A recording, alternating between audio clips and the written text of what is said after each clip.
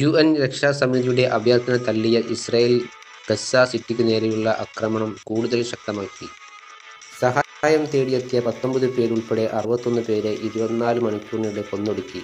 ഗസയിലേക്കുള്ള വെള്ളവും വൈദ്യുതിയും നിഷേധിച്ച് പലസ്തീനികളെ കൊന്നൊടുക്കണമെന്ന് തീവ്ര വലതുപക്ഷ മന്ത്രി സ്മോട്രിച്ച് ആവശ്യപ്പെട്ടു. യുദ്ധാനന്തര ഗസയുടെ ഭാവി പദ്ധതി വിലയിരുത്തി വൈറ്റ് ഹൗസിൽ ഉന്നത യോഗം ചേരും. ഗസയിൽ നിരപരാധികവും ശാശ്വതമായ വെടിനിർത്തൽ ഉടൻ വേണമെന്ന് UN രക്ഷാസമിതിയുടെ അഭ്യർത്ഥന ഇസ്രായേൽ തള്ളി. ഗസ സിറ്റി പിടിച്ചെടുക്കാനുള്ള പദ്ധതിയിൽ നിന്ന് ഇസ്രായേൽ പിന്മാറണമെന്നും UN സെക്രട്ടറി ജനറൽ ആന്റണിയോ ഗുട്ടറസിന്റെ ആഹ്വാനം നിരാകരിച്ച ഇസ്രായേൽ ആക്രമണം കൂടുതൽ ശക്തമാക്കി. വടക്കൻ ഗസയിലെ സൈത്തൂൻ പ്രദേശത്ത് കുറഞ്ഞത് 1500 വസതികൾ ഇസ്രായേൽ സേന ഇടിച്ചു നിരത്തി. ഇവിടെ നിന്നും ആയിരങ്ങളാണ് സേന പുറന്തള്ളിയത്. ഇന്നലെ മാത്രം 61 പേരെയാണ് ഇസ്രായേൽ കൊന്നൊടുക്കിയത്.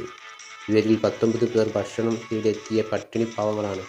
ഗസയിലേക്കുള്ള വൈദ്യുതിയും വെള്ളവും പൂർണ്ണമായും നിഷേധിച്ച് പലസ്തീനികളെ മുഴുവൻ പുറന്തള്ളണമെന്ന് ഇസ്രായേലിലെ തീവ്ര വലതുപക്ഷ മന്ത്രി സ്മോട്രിച്ച് ആവശ്യപ്പെട്ടു. വെടിവെച്ചോ പട്ടിണിക്കൊല മുഖേനയോ പലസ്തീൻ വംശഹത്യ നടത്തണമെന്നും സ്മോട്രിച്ച് പറഞ്ഞു. പട്ടിണി ആയുധമാക്കി പലസ്തീൻ ജനതയെ ഉന്മൂലനം ചെയ്യാനുള്ള ഇസ്രായേൽ പദ്ധതിയുടെ വിളംബരമാണ് സ്മോട്രിച്ചിന്റെ പ്രസ്താവനയെന്ന് ഹമാസ് കുറ്റപ്പെടുത്തി. അടിയന്തര വെടിനിർത്തലിന് ആഹ്വാനം ചെയ്യുന്ന UN രക്ഷാസമിതിയുടെ സംയുക്ത പ്രസ്താവനയിൽ നിന്ന് വിട്ടുനിന്ന അമേരിക്ക വൈറ്റ് ഹൗസിൽ ഗസയുടെ ഭാവി സംബന്ധിച്ച് ചർച്ച ചെയ്യാൻ പ്രത്യേകം യോഗം ചേർന്നു.